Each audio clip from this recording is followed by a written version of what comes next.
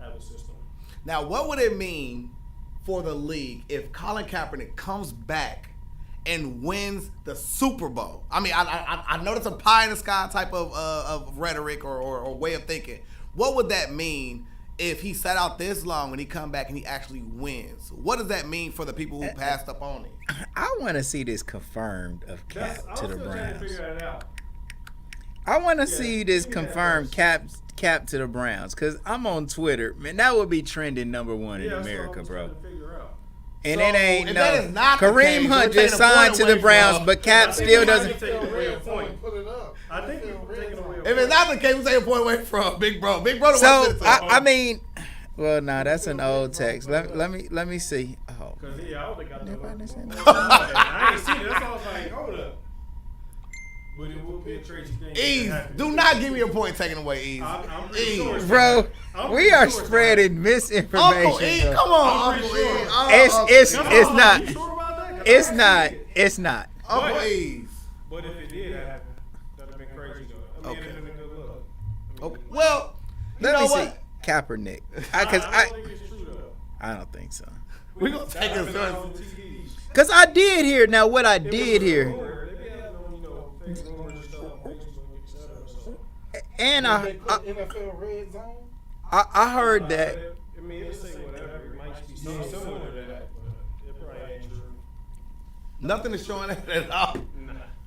No. Ease, give me that point, bro. That's a point from Oh, Ease, man, you gonna do that, man? Come on. Back to the show. So here on the Legendary People podcast, we had a thing called Origins. Without further ado, man, like where'd you grow up, man? Real first day, how 99 Fountain Ave. Fountain? Yeah, bounced around houses, but that's where I stayed most of my, growing up years. Went to Lowe's. Mhm. It ain't here no more. But, Right. left there, like a whoop right. Don't go too far. Wait. Let me hit the brakes on you real quick. You feel me? Like, cause we want to get them first early beginnings, so we get the fabric of who you truly are. What was it like in the area of Fountain during the time that you grew up? For me, it was cool. I had a bunch of friends in the neighborhood, across the street. We used to play next to my house. It was an open field. And we went out there, we always shot hoops in the front yard and played football. Literally, that's all we did. So, I mean, it was just us out the house and, getting in by the street lights. It still had that, back then, but it Right. was fun for me. Like I said, I was always about sports and playing sports, and my neighbors were with it, and we just had a good time. So like you grew up in the '90s. What was like the vibe? Like, I mean, I grew up, you know what I'm saying, like in Westwood. But you growing up over there, what was like your friends? What was the culture in that area like? It was crazy, you hear gunshots and all that. I mean, when we was living there, that's when they first started putting up the gates Yes. around 5 O's and stuff. So it was, you had, you hearing your gunshots and things like that. But I stayed out of the way, stayed out of trouble, so I really didn't get too much involved with anything but just playing outside in sports. So if it wasn't that, I was just sitting in the house, playing the game. But I was mostly outside trying to play sports. It was my mom. And the crazy, like you say, Gates, because we actually had the bro who was a bailiff on our show, and his dad was the chief during that time, and he was the one who constituted for us to have Rodney Gates. Lowe. Yeah, Low, right. So, what was that like to see Gates put up in your community where cars couldn't drive? Like, did it make sense to you during that time? No, it didn't. It was weird. I mean, I still kind of don't get it. I mean, but it was.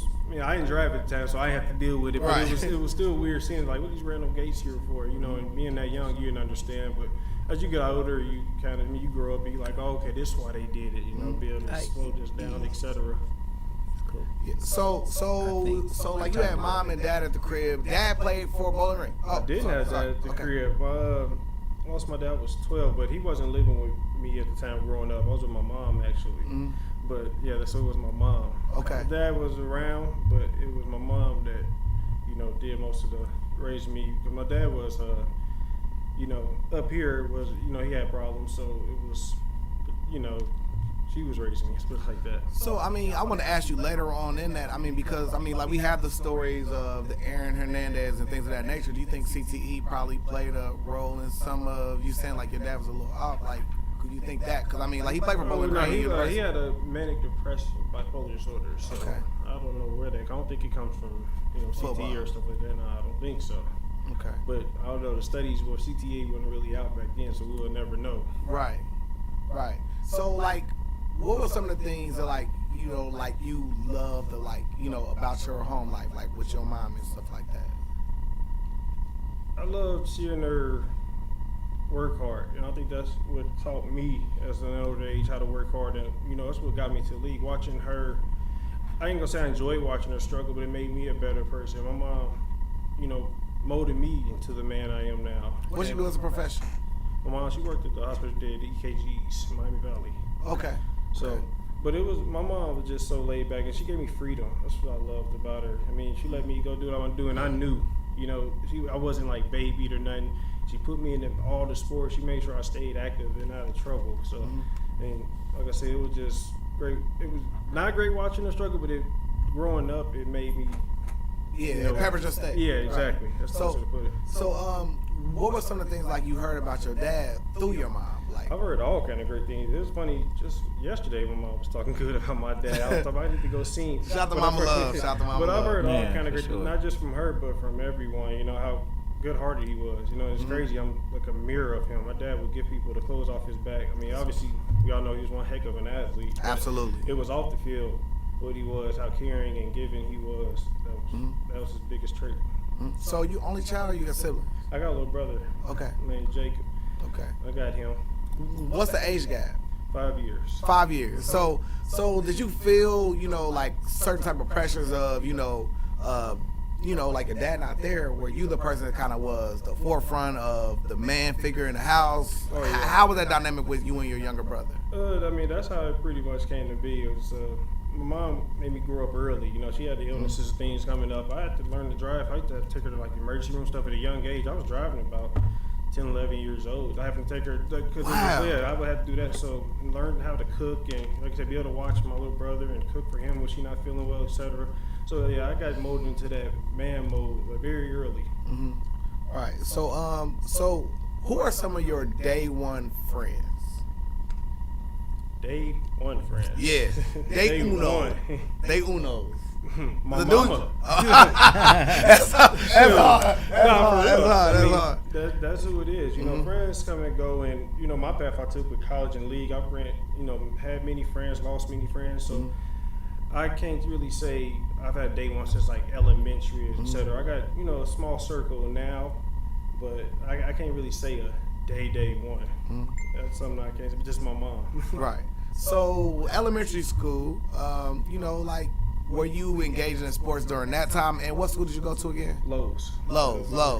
So what kind of things were you into during that time? Man, it was sports, loved gym class, but I was also in band. I loved band. Oh, word. Yeah, played clarinet, saxophone, drums. I was doing everything over there. So it was sports. Obviously my whole life, but I love music.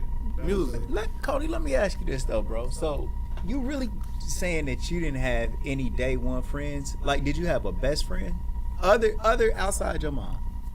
Growing up? Not really. I kind of stayed to myself. So I was a shy person. Still unto this day, it's weird. I really didn't open up to too many people, and I've had friends, but I wouldn't say I can still call a person from elementary this day, etc. Right. I don't have that. Right, for sure. And that was over in the Five Oaks neighborhood. So was y'all playing sports in the neighborhood at that time? Like I said, we was playing football and stuff. Who did I play with? At that time, I was playing at Westwood, actually. I was playing at Westwood. And when did you start playing football? I played a little bit, I think around that age, and I didn't play again until high school, junior high school. What? Yeah. So wait a minute. Did you play Pee Wee football? Just a little bit. Just a little? Hooping, and then I didn't play all I played a little bit middle school. Like I never was serious about football. That's why I said I never really played it. I was a hooper. Like it was always basketball or nothing.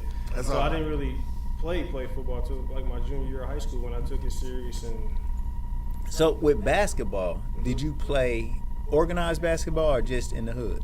Both. But I played with Westwood, played with a bunch of AAU teams and stuff. Yeah. All right. And so who were some of your favorite teammates that you played? Do you remember any of them? You got me thinking so far back. Because what year are we in right now, bro? Like, 90s going into 2000. Yeah, we in the 90s? Yeah. 90s, 2000 is when you was in the Oaks. Mm-hmm. Okay. And you got me trying to think. I'm like, back then, my brain, I got hit in the head too many times. Think that far back. Well, bro, I actually grew up right on Harvard, and my brother, was like best friend brother, lived on Fountain. Okay. And it was that first block right off of Main Street. So I probably wasn't too far from you. No, I guarantee you wasn't. So we was always walking up and down the street. Yeah. I was right there where it was a speed bump, and it's the house with the field right next to it. It was right in the middle of Fountain. Like Okay. towards the end. So yeah, but getting close to Main Street, right? No, it's going towards. Or Salem. Yeah, it's going towards Salem. Going towards Salem? Well, I mean, yeah, I'm closer to Main Street, I'm saying, but it was going toward the roundabout right there. Yeah. yeah. So we almost like close to Richmond and Fountain almost. Yeah, no doubt. That's right where I was at too. Yeah, you probably saw me out Yes. there. No, wait. I'll ask you a question he asked me earlier. So do you remember SMED in that area during that time? Listen, Peanut is salty. I'm sorry you did that to me earlier, but to a little kid, SMED, that was good. Cody is younger than me, Well, bro. I say, So, yeah, So kid was younger than me, SMED. I know that, but That was listen, distasteful. this kid sold Peanut some shirts and stuff, right? He don't know what he said. And Let that so, make that bad. but Peanut loves this little bro, love man. him. Right. I mean, Peanut was just impressed by this young man's hustle. But the young man came on the show tonight, and Peanut has always told me about this kid. So I asked the kid, did he remember Peanut as much as Peanut remembered him? And he said no. You know, little kids gonna keep it real too. I know that he's trying to. Kids don't lie. Right, right. And so now what Peanut's trying to do is he's Trying to in reverse. complete different situation. I see what you I got try. You see what's happening now. Yeah. I tried. see what you got I going. tried. I tried it. All right. So, what is one of your fondest childhood memories? Finest childhood memories. Whatever, like I've done over 300 interviews. The first thing you think about is normally your fondest childhood memory. That one right there. That one. By the way, everybody That one. that's checking in, we got some people like actually coming in and watching. Salute. So you guys, we got good. Cody Latimer in the NFL building, champion. NFL champion, Okay. Super Bowl champion. Yes. And beside that, man, a great bro. He's Yeah. back in the community. Are you coaching with Flight Academy right now? Right. And we're going over his life story, even though this says real neighborhood news. And right now we're like right in the middle of his preteens. Yes. Coming up, Fountain, which is the Five Oaks neighborhood, and we're Five kind of Oaks. talking about his first interaction with playing sports and basketball. So you really wasn't playing football that much, right? All right, we're not playing football, but you hooping. Oh yeah. Was you better than most of the kids on your team? Yeah and no. I think back to the first time I tried to play basketball and shooting a layup like this from my chest and throwing out the backboard. I know I'm doing. It took a while to develop. I had some great coaches and coaches that was patient with me and that wanted to see me succeed. But I would say, there was a lot of people better than me, honestly. I mean, yeah. Were you taller? Yeah, I was tall. I was always tall. You was one of the tall. taller ones, but I had no Coordination. athleticism, no coordination. I think the athleticism came as I got older because, I don't know what I was doing. That's one of my memories. It was just funny. It was learning how to shoot a layup. Like, Who are some of your coaches? man, let me see. Going that far back. My bad, bro. Man, see, you got me. My bad, bro. You got me thinking. I'm not that good with that. I'm trying to think back then. Coach Allen Woods was one of my coaches when There we I was go. younger. Here we go. Coach Lachey. Harford. Oh, I'm sorry. Lachey Garrison just checked in. She said I think she meant pleasure, but she put pressure. But I had to take a point from her for making a mistake. Yeah. I had the pleasure of meeting Cody's mom and brother Jacob. They are family now, and I love them. He had a wonderful mom. That's hard. Yeah. Great, that's what I was telling you. Best friend right there. Right. For sure. Right. Let's see. Coach Allen Woods, Coach Harford, was it Mo? Man, I'm trying to think that far back. Coach Chip was one of my coaches back then. He was coaching me in baseball and everything. Bruce checked in with you. Bruce KYD. KYD. Yeah. Here we go. We just talking about him. Yeah, we didn't talk about him. What? So Hold YD on. is in here, like, man, he just trying to make sure that we got the mic straight and everything. But man, the hottest brother in the city, The man, hottest. my bro, KYD. He said we was on Fountain at the end. Cody, you was a little. Cody, you was a little. Oh, Cody, you was little. You was by light skinned D. Light skinned D. Do you know who light skinned D is? Light skinned D know who he is. You feel me? If I see- Light skinned D know Cody, but Cody don't know no damn light skin. If I see him, Look. In the names history of I'm the bad world, with. wait. In the history of the world, I'm light skinned D to people. After this. I'm light skinned D to people. Like, Light skinned D. light skinned D. word. So, Cody said, "Yeah." so you get to the Why, answer. D? So, like, we Look, gave you a little bro. bit of time to process. What was one of your fondest childhood memories? I would just say playing at Westwood basketball. The Wood. You heard? That was one of my best times ever, for sure. A lot of competition. A lot of cats I ended up, kind of growing up with from, that age, hooping with them, either against them, AAU, etc. But that was a good group of guys. That was when I first started playing organized, like sports, like basketball, traveling, playing games. And that was some of the best times of my life. That center was amazing. Word, for sure. Yeah. And shout out to Wolfie. You know what I'm saying? Like, Wolfie was a big integral part when it comes to Westwood basketball, for sure. So I'll be remiss not to ask you, what is one of your worst childhood memories? My dad passed. I would say that was probably it don't get no worse. Complication with cancer. Yeah, colon cancer. That'd probably be the worst thing. And it's crazy. Still to this day, I wonder what if, like, where would I be now? Like, how would he have raised me? Would he have like push me, and I not end up playing the league, etc. So this stuff I still sit back and wonder what if. That was a hard time for me. Having to go visit him every day, watching him die. It was sickening as a kid. And that it actually sent me into like a spell. Like, I had to take medicine after that. Like, it messed me up. What kind of for a medicine while. they put you? I had to go see like therapists and counselors. I had to take How did he pass, bro? colon cancer. Colon Yeah, cancer? he was 38, young. Young. So- Man. But yeah, that was probably the worst thing, for me, because it was already kind of, knew my dad was a great dad. He used to come get me all the time, etc. But I wish I had more time with him, Got to see him in my teens and got to interact with him. But, I get to hear great stories about him, so. So, Hey, like, Well, go ahead. what I was gonna ask was, so we can give a proper shout out to your pops. What's one thing that you feel like your father was able to instill in you?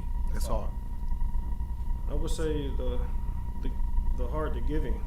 The giving is something, it just naturally just happened with me. And I hear stories, my mom told me about him. That's what he always did. He always cared for others. So that was something, me, I think sometimes I care too much about people. I get caught up in that. But For I sure. would say the caring and the giving, the heart that he had, that's what I took. No So, doubt. what were some of the stories that, like, you heard about your pops? Like, you know what I'm saying? Like, what's some of the stories that, that you hold today that you see, like, for me, like, a lot of times we have a, like a legend on here, and we ask them, certain traits that other people see in them. They say, man, you act just like your dad. What are some of those things that they said about you in contrast with your dad? It was a lot. Pretty much everything. The smile, the mannerisms. The Was your dad a big athleticism. dude? Yeah, he was 6'3", 230. Oh, yeah. Yeah, he was a big dude, but and his athleticism too. So I would say those traits. So, do you ever get a chance to watch any of your dad's highlights when he played at and bowling? I'm still looking to this day. I'm trying to find them. I got seen pictures. That's all I've seen. I never got to see high school tape or Bowling Green tape. We gonna put Peanut on it. Yeah. Peanut gonna get Good you. luck, guys. He I'm gonna find it. Good luck. But Good yeah, luck. I've been trying to find that stuff. I like that'd be great to challenges. see. Yeah. That'd be Well, great don't to we see. know somebody that's coaching at Bowling Green or something? Do you know somebody coaching at Bowling Green over there, Cody? I'm pretty sure Damn, we I do. thought gotta that think- we just I'm talked to just- somebody I'm like, that was I don't in know if here. They had tape that far back. Though. They That's will. that's What years was this, bro? Was it 85? Oh yeah, they got that for you. Definitely. Yeah, so They got something somewhere. you can get it. Man, That'd be great. that I That'd be would great to I would watch. love to get that. Cause I bro. hear so many Listen, stories. I'm I'm about to like, work. I want to see it. So what type of like player was your dad, man? There we What, go. Yeah, what was I they heard saying? He was a dog. They say, What position did he play? linebacker. Linebacker. But they say he was hard hitting, athletic as heck, could jump out the gym, was fast. I mean, he was like playing varsity as like a freshman, sophomore, or something like that, and that was hard in Dunbar back in the day. Like that's when they was really good on the football side. So. I mean, I've heard great things, but like I said, I'd rather see it. Yeah. I'm from the show me state. Let me show me. Yeah, let me see. Yeah. But like I said, I mean, Even I had people tell me touching top of the backboard, stuff like that. They say you can jump out the gym. I've heard all kind of stuff, but like I said, I wanted to see it. But I believe I don't think people make up that type stuff. What's his name, bro? Cody Latimer. Oh, Kobe. Yep, Kobe. Kobe. Mhm. Okay, Kobe and Cody. That's hard. Kobe. My son got his name from him somewhat. Oh, that's hard. Yeah. My son name was Jacoby, so. Oh, that's hard. Yeah.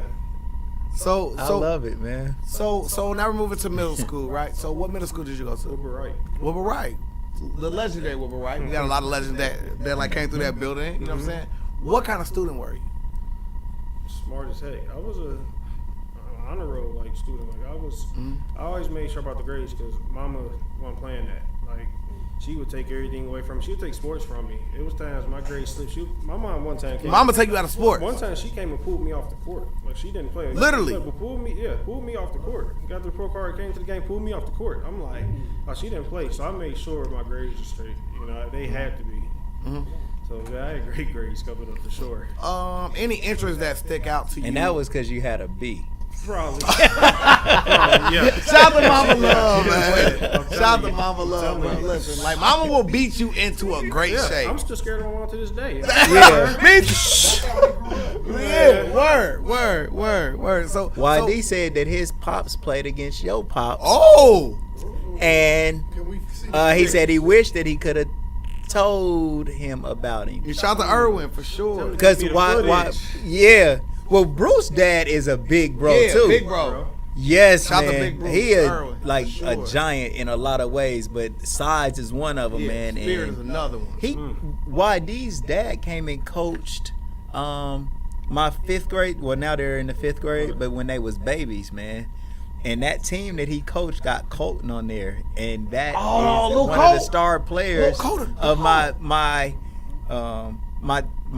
Ohio Kings team. That now they are BNU. Yep. With shout out to BNU, I love them. But they just won the AAU Nationals, #1 team in the world, bro. Yes, number one team in the world. #1 team in the world, In the bro, because like #1 team across every poll in America, they fifth graders. And America produced the best basketball players in the world. So by default, #1 in America means #1 in the world, man. And these are my kids Yes. that Bruce dad coached That's as a part of my hard. program, Shout out man. to So Pops, man. That's hard. man, no doubt, That's man. hard. You man. didn't know that? No Nah. doubt. See, we all I didn't know learning that. something new. See, we learning something new. I'll just pull, I'll that, pull bro. That's all kind hard. of stuff. I like Yeah, it. you know what I'm That's saying? hard, Out my bro. back It is. pocket. That's That hard. is, bro. Well, shout out to But man, Pops. shout out to Pops, bro. Shout out to your Pops, For man. sure. Kobe Yeah. For Latimer. Yeah. I'm the backboard next to yourself. exactly. I'm the backboard next to yourself, man. I see what you doing. I'll start game. You get your shit up. I'm in my bag right now. All right. Oh, crazy. So eventually, you feel me? You venture to JT, right? So Jefferson High School, right? What? So did you move during this time to make you go there, or Yeah, was it? I was originally going to Colonel White before it became third grade. So Okay. I went there for like a year and a half, and then we moved literally right next to Jefferson. And so I had to go, and it's crazy. I didn't want to go there. No, I tried my hardest to not go to Jefferson because I'm like, nobody know this school. I know this school, and I ain't gonna be good here, etc. But I had to, because literally I could walk to Jefferson. Like I live like 2 doors down, so I had to go there. But it turned out to be like the best thing ever for me, you know. Okay. You know, I had great coaches, and you know, shout out to Coach Parks that made me come out there and play football because I didn't want to do it. I told him no a million times to play football. I'm like, nah, I'm a hooper, you know. Yeah. But it was the best thing that could ever happen to me. It was God, because like I said, I wanted to stay at Colonel White or third good time. I wanted to stay there. I'm like, nah, or then I'm like, nah, I go down the street to Trotwood then. Like, nah, I can't do this. But Jefferson ended up being home, and here we are. So like, what were some of the things that you liked about, Thurgood or Colonel White, whatever you want to call it? I during love, that time? it was the competition. I grew up watching some ballers, Juwan Staten. Like I was playing with them, and Legendary. Coach Chastain was one of my coaches. Chastain. Yeah, our JV team. I seen Joe was talking about it. Facts. Shout out to but Joe, Coach man. Chastain, man. Joe I Pro. loved him, man, and how he made me as a player. Like I said, I still was learning how to shoot a layup at that point, and he turned me into one heck of a player, and ended up playing JV and having, having a great year, and I just didn't want to stay because I seen the potential. I was like, I always wanted to play with Jawan State. I was like, I wanted to stay and play with him. Like, I seen all the colleges coming to see him, et cetera, and it was goals. I was like, I gotta stay here because he's getting all the looks, and I'm gonna get better being here. Why am I gonna go to Jefferson? And then ran into AP, and it was like, I'm good. I'm good. Yeah. Man. For sure, RPAP, man. So, what was to wrap the Jefferson high school experience? Wrap that in a nutshell of how you experienced Jefferson. That was one of the best times in my life. I never thought it would. Like I said, I didn't want to go to Jefferson. Like I was fighting against it, but it ended up being one of the best parts of my life. I mean, being able to walk in there, and Coach Art was a blessing. I mean, he taught me how to work hard. I mean, how to be a man, how to be accountable. He held us accountable. We was watching film and stuff in high school, something I wasn't really used to. Watching film, all this extra running, studying, and off the field, making sure grades right, brotherhood. I mean, it was an amazing experience. I had the best teammates ever there.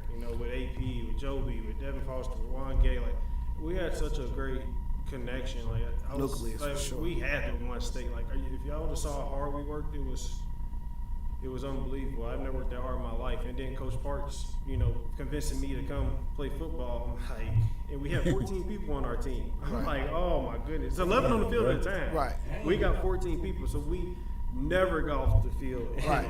And for us to be able to go out there and compete, it made me who I am. I mean, it's the best way to say it. So I also want to add, so you playing on the opposite side of it. So, just for the viewing public, think about this. Not at his favorite school that he was currently at. Going to a school where he got to play dual, both sides of the ball. He still amassed to do 89 tackles, 4 interceptions, and he brought one back for a touchdown. Right? Yes, sir. Wow. You're bringing me back. Wow, that's funny.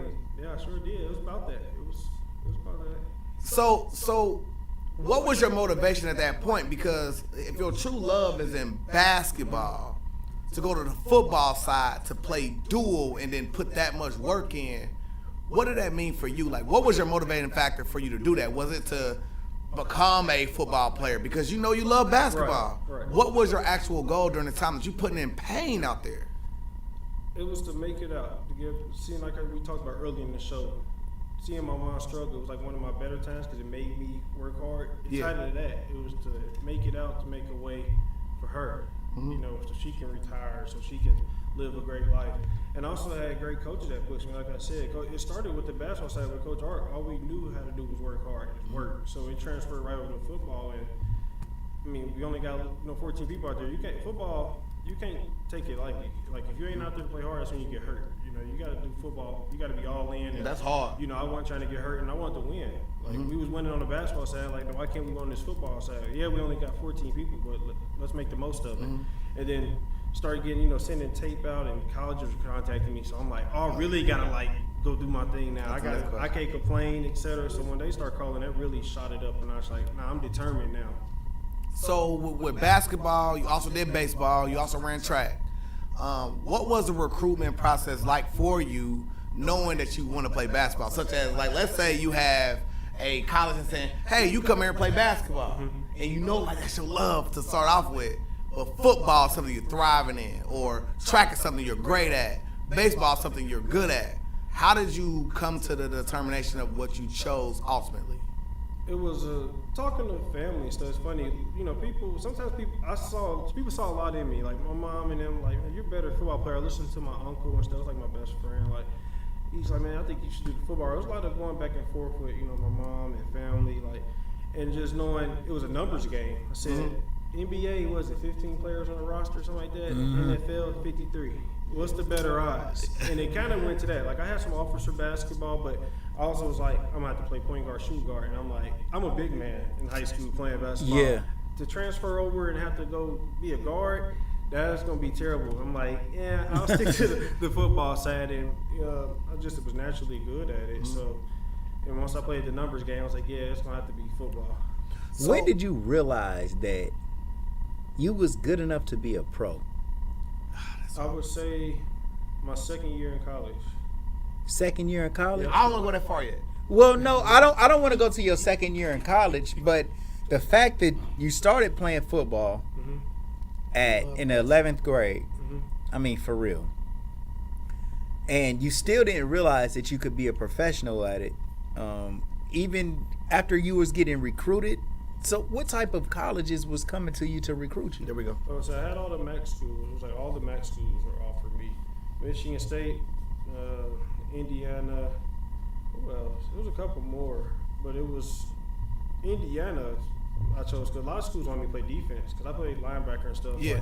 but I was Right. really good on You got defense forced fumbles side. and everything, yeah. So it was a lot of people wanted me to play linebacker. So that kind of helped my decision. I'm like, Big Ten.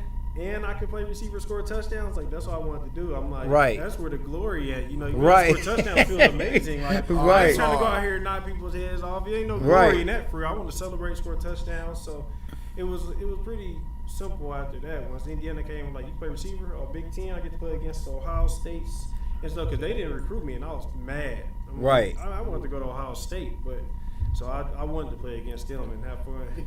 And you did. Man, I want to say this right now. Go ahead. I want to piggyback on SMED's question, Cody. Go ahead. Somebody want to know, did you play with Jumpin' Joe Ballard? Jumping Joe. Joe Ballard. No, I know he is. No, I know Joe. That's my dog. But I'm trying to think. I left before he got there. I left before he got there. I wasn't there yet. Yeah. Cause it had turned. He was there when it was third good, and I only went third good. I don't think I got to play basketball for third good. It was Colonel White. So yeah, I was gone before him. For So, sure. like one thing I want to say in contrast to your recruitment process of, you know what I'm saying, you obviously circling Ohio State on the calendar, correct? So you had a young aspiring football kid here today, and you literally gave him the game today. Like I want to say this in pre-production. A lot of times, Yeah. things like this go unnoticed, right? Because you literally talk to him and you really kind of, to me, put the game in him in just a couple sentences because his mom is Ohio State fan, dad Ohio State fan, everybody Ohio State fan. You told him, Devin Foster checked in What up, with you, Devin? coach. For sure, good What's- Foster. Man, Cody, my love brother. Devin, man. For Yes, sure. man. I've been knowing Devin since he was like maybe third or fourth grade playing Wow. with my nephew Joe Thomason, That boy was a man. beast, too, man. He is a real beast. He been a real dog. for sure. He'll put that thing up. For Something sure. He'll shoot it. Yeah. Sure. He's shooting. Yeah, for sure. He's shooting. He might not Shoot or pass. Shoot or shoot. Shoot or shoot. Yeah, and he will. Shoot. Man, But man, I wanna Devin commend you Foster, also- love you, nephew. For sure. Salute, King. I want to commend you because you also said, like, it matches exactly who you are. A lot of people don't get a chance to see that, where I got a chance to see you be, because we see you as NFL star, boom, boom, boom. But to see you be in your humility to tell him, man, listen, there's more colleges than just Ohio State, right? So, was there another school that you thought about strongly before you chose Indiana, and what school was that? UConn. UConn. Yeah, it was UConn. And I don't know what I think. Tell me why. I like the facility and the atmosphere, and it was what was the girl playing up there at the time? UConn. Maya Moore. Yeah, Maya Moore? yeah. Yeah, she was going there when I was getting recruited, so they were playing. And You was looking at the field, huh? I just knew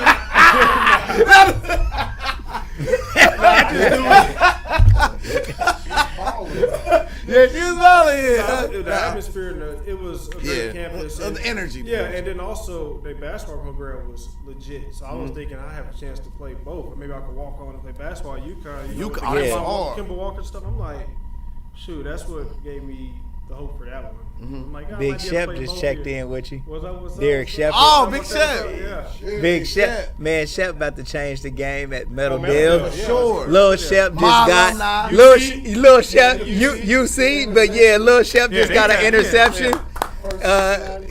So Shep, maybe you can just reply in the comments. But was that was just a practice? That was a practice where Lil Shep got the interception. Pretty sure. Yeah.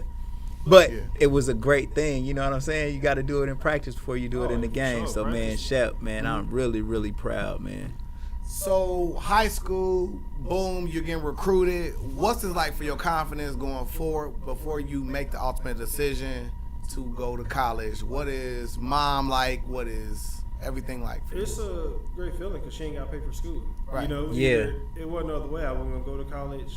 I'd have been, stuck here. I don't know, trying to flip burgers or something, because she couldn't afford to pay for it. So she Right. in college no way. So to know you got these offers, like you ain't got to pay for school. I mean, that's the best feeling ever. Made her life easier. So How did she feel, man? Like when you start getting Oh, some of these. I mean, I would think she was very happy. Right. Shout to Mama Love You again. know, for real. I think she was excited to know that she raised a great young man. For sure. That was all her doing. Yeah. No So, doubt. so graduation, she turned up, everything good, Yeah. right? So, what is your first year of college like for you? Man, my first week, I wanted to go home. Did you? True day, nigga. Let's do it. Now, y'all don't know how hard college do is. College Yeah. is, like the workout stuff, it is so hard. Like, I remember that first week of workouts, man. These strength coaches yelling at you, pushing you. You doing stuff you ain't never done before. Like, Right. Like you working out muscles you didn't know you had. Like the soreness and all the yelling. I was one time sitting in my dorm, like, man, I'm about to go back. And I called my mom. What was they saying to you, Cody? All the yelling. Let's I never said it, to the coaches and stuff. It was Right. me to myself. No. I called my What mom. were some of the things that the coaches was saying to you during the times that like they Stuff push I you? can't say over here. It's kids probably watching. They'll find out, man. College, them They'll coaches find reckless. out. You got to remember, it's our job to perform for them to be able to provide for their family. So they gonna make sure they get the best out of you. Or Okay. they gotta go home.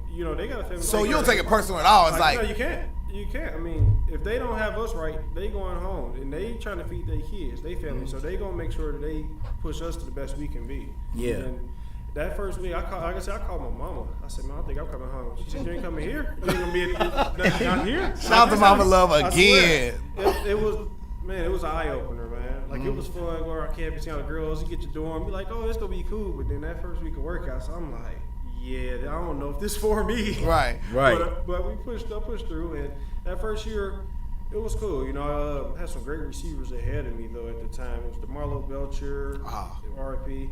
You had Deweese Wilson, like Kofi Hughes. These guys, like DeMarlo's projected to go like first, second round, but sure. then he ended up getting in trouble with stuff, kicked off team, etc. So I got to play a little bit my freshman year, and I'm like, oh, okay, this is not bad.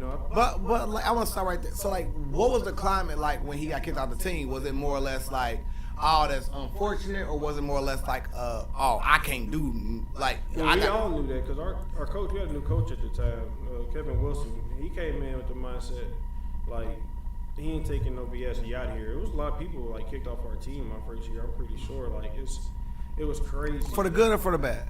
Bad. It was drug tests that kept failing and stuff like that. So it was like he wasn't playing that. So I knew I'm like I can't get I can't go back home. So a lot of us understood that like it's all we got. Like it's college or nothing. And ain't nobody trying to go back home. So the atmosphere was, honestly, like next man up. All right, like he gone. We know we can't mess up, and you got to step in and fill this role. And in my second year, that's what happened. I got to start, and that's when I knew I was pro ready. I think I put like 800-900 yards, something like that. And I was like, okay, this ain't bad. I was like, because I thought the Big Ten was gonna be like scary, crazy, like hard. I was actually having fun with it. That was the best time of my life. Best shape I've ever been in my life was college. Like I had amazing This strength motherfucker coaches. didn't rip my arm off, shaking my hand, talking about the best shape of his life. I would have hated to shake your hand back then. Nah, but Shep checked in and said that it was a full-time job in college, 6 a.m. to 8 p.m. Full time. Daquan Cook has came in and talked about his experience at Ohio State, about just running and working and conditioning and how tough it really was. You think about it. We was up at 6 a.m. workouts, so you got to be up at like 5 something. Get over to the facility. Right. Pads on, like we had to be like 5-10 minutes early. Like ain't no walking. If you're not 5 minutes early, you late. You had to be on the Stairmaster for hours, and it was crazy. So you thinking you start your day off, you already working out at 6 in the morning. Like, hey, who want to get up and work out that early? Like that's hard to do. Then after that, you go to meetings, like boring meetings. Like, oh my goodness. What's happening in the meetings? Because we hear about these NFL meetings. NFL and college. College, you take NFL. a point right now. You But take a point. no. I'm just talking about just meetings in general with whatever particular meeting group you're in. It's a knowledge field. If you 90% of the game is mental, and it's knowing what to do. Like you can be athletic as heck, you can be strong as heck, fast as heck, but if you don't know what you're doing, how you gonna play? Right. So that's where you take in watching yourself on film, learning. It's a learning experience. So I used to hate film, but as I became a professional, like I didn't watch film and stuff. Man, for what? Like I'm just trying to go out here and play. But I learned that from Peyton, man. Like watching him how to watch film, it made me better in my career because knowing the game plan, so coaches can trust you to put you in there. Because if you don't know what you're doing, they can't play you. So I mean, meetings they're boring, they're terrible, but they're beneficial. Like I said, as I grew up, you understand why. Necessary evil. My bro nephew Junior just checked in. Edmund early. Yeah. What's up, Junior? I just saw Mom's a couple Love weeks you, ago. I went and got Junior. some chicken. Yeah. Oh, Miss Sherry. Yeah. Yeah. Shout out to Yeah. Miss Oh, Sherry, it's amazing, man. for sure. Yeah. For sure. So I want to we had multiple athletes on here, such as the PK Sams of the world, Daquan Cooks, and etc. Right? Legends, stamp legends, right? Who is somebody, because like even in your peak performance, when you were at the height of your game, when you are literally the most trained, the most prepared version of yourself, before we get to NFL, who was a freak of nature athlete that you came across within this time span? Like from elementary up. Yeah. Like a freak of I nature. ran across a few. I would say a freak of nature that I played with and against Marcus Graham. Marcus Graham. Oh, yeah. He dominated everybody when we were younger. And it's funny, saying it now, I've never said this to anyone. He was somebody I wanted to be like. Marcus Graham was the most, I mean, he was the most talented person I had seen with my own eyes coming up. I'm like, man, this guy go out here, throw a football, 100 yards, like run over people, spin. He was so athletic. Then come in the gym, dunk on you. I mean, it was crazy to see that. I was like, hey, I want to be better than him. It was somebody that pushed me. I'm like, yeah, him. And then obviously Hooper, you got to go with Cook. For sure. I mean, he was a legend. Like, who wouldn't want to be like him growing up from Dayton? Like, Right. yeah, I want to be him, big time, make the NBA, go to Ohio State, things like that. So, I would say those two. So college, college life. I'm a college graduate myself. You know what I'm saying? What's a good crazy story from college that you remember? Among many, right? College is a great place. Yeah, college is a great place, right? College is a place every kid should go, right? Yeah. Okay. Yeah. All right. Like this Man, one that's time, life. y'all beat Wisconsin, and then the party. No, I'm just messing with you, Cody. That didn't happen. Right. Wisconsin put up, I'm going to tell you. That did. I'm going to tell you, man. I'm going to tell you, that didn't happen. Yeah. Wisconsin used to beat the brakes off us. But, So a great crazy college story to I would say at that time was being able. I met Walker and Wayne and got to kicking on both their tour buses in college. Oh wow. When Nice. they were in our town performing. I got to meet them and have a good time with my teammates stuff. I mean, drank party, had a good time. So that was cool because Yeah, that's all that happened on that bus. so that's something I would say that was great because obviously they found out who I was. I'm like, oh, y'all know me, y'all heard of me because they was coming to perform there. So I guess I don't know, they might do their research on who the athletes are there, etc. Yeah. But I think that was one of my great times. I mean, every night after the games, it was crazy. Before games, we was already on the bus planning out what we was going to do. College is a great time. We like, what you doing? Like, we at your place? Your place? Where we at? Yeah. So it's too many stories in college. Like, I've had, man, it's crazy. I look back at some teammates I still talk to, like, man, remember we did this? I'm sitting here Like, thinking of a like, story. remember we from did my- this or this? I'm like, ooh. Bro, what's a game that you guys won that the most thrilling victory? That's hard. That's a good one. That's hard. That's a good one. Dang, the most thrilling one. Did y'all ever win any upset where y'all was Yeah, we picked got- to lose, but y'all came through? Yeah. One of our biggest wins was Missouri. I think they were ranked at the time. Their Okay. original program was Missouri. They had like Shane Ray and all them. He ended up being the first rounder. We had beat them. Mm-hmm. So I think that was one of our hype ones because our offense was great in college. Our defense, we could never stop nobody. So it was always a point. No, we lost this game. So my favorite game ever, we lost it, Michigan. Michigan. In Okay. the big house. Bitch again. Shootout. In I Ohio. think the score was 62-59. Like it was basketball numbers. No. What? Yeah, like so we lost it, but that was probably one of my most exciting games. I didn't care It was first down playing the big house. I scored the first touchdown of the game. Did I'm you? Like, lit. It was so many people. I'm like, it was so lit. I'm like, yeah. And it was a shootout. We was going back and forth scoring all game. So Yeah. we lost it, but that was my favorite game. That's hard. I ain't even gonna lie to you. So okay, bro. So let's go to Indiana. Mhm. Okay. You catch a touchdown pass. How many fans is in a college stadium, 53,000. man? Depending on where you at. But- 3,000 on We the did, low look, end. we did. I said we didn't have a lot because we a basketball school, you know. Right, Indiana, for sure. It's a basketball school, but when I played other places, French it was Lick. amazing to see. Like the Iowas, the Ohio States. Like I had more fun at other people's stadium, scored in their stadium than I did in our own. which is Yeah, hard. but when the crowd is actually rooting for you and you catch a big touchdown Oh, and it's it's a crazy. momentum touchdown, how do you feel in that moment, You feel bro? great, but you waiting for the next one to happen. Now, Yeah. I got this one out the way because you get jittery. I got nervous for every game. Like, and I just think that's a Yeah, athlete thing. So for when sure. you get that first big catch or big touchdown, you kind of like, all right, now it's showtime. Like, but it's a great feeling. You kind of tune the crowd out though. You celebrate with your teammates and stuff, and your coach, they don't let you celebrate too long in college. They're like, all right, get back over here. Let's go over to the next play. What we gonna have for the next drive? We did good job. So you kind of block it out. It's a quick celebration. You hear them, but you kind of tune them out. Like I said, you celebrate with your guys. Man, scoring and man, what's so cool is that you was being recruited more heavy for defense. But you still had this idea that no, I want to play offense because that's where the money is Yeah. at. And then like you go through your freshman year and you get a little taste of that actually being able to play, but you got some older people in front of you. You got to let them get out your way. Then you finally starting your second year, and you are catching touchdowns at this point. Did you catch any of your freshman year? I did. My first career touchdown, was against Iowa at Iowa in my freshman year. That's hard too. How'd you feel in that moment? Now that was crazy.